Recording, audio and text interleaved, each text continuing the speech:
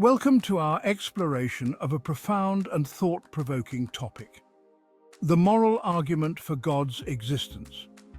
In our discussions about faith and belief, one critical question arises: if there is no God, how do we account for the existence of moral values and duties? To understand this, we first need to examine the implications of a godless universe. In a world devoid of a higher power, where do our moral standards originate?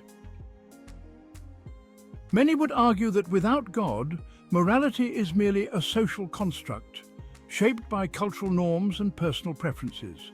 This perspective raises significant challenges.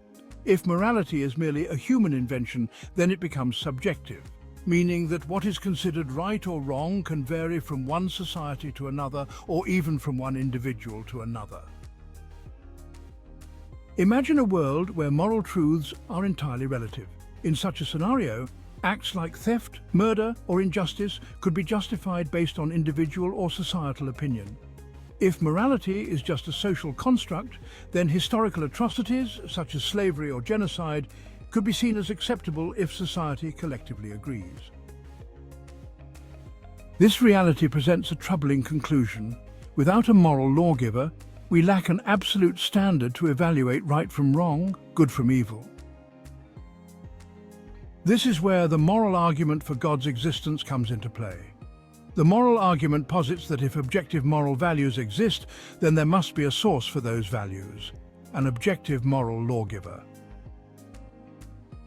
The existence of universally recognized moral principles, such as the belief that it is wrong to kill innocent people, or that we should care for the vulnerable, points to something beyond human opinion.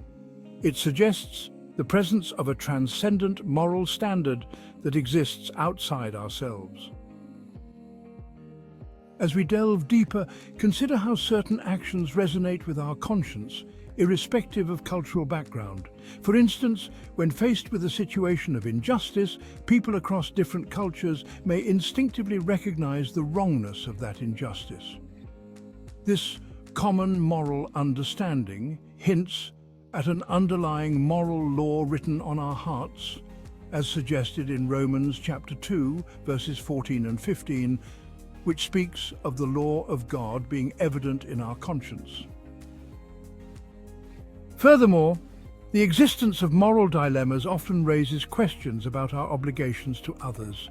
If we are merely the product of random chance and evolution, what compels us to act selflessly or sacrificially?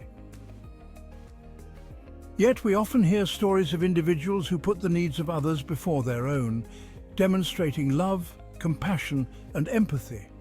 These actions are not merely instinctual, they reflect a deeper moral truth that points to a moral lawgiver who calls us to live in a way that aligns with his nature. In conclusion, the moral argument for God's existence compellingly demonstrates that without a moral lawgiver, objective moral values cannot exist.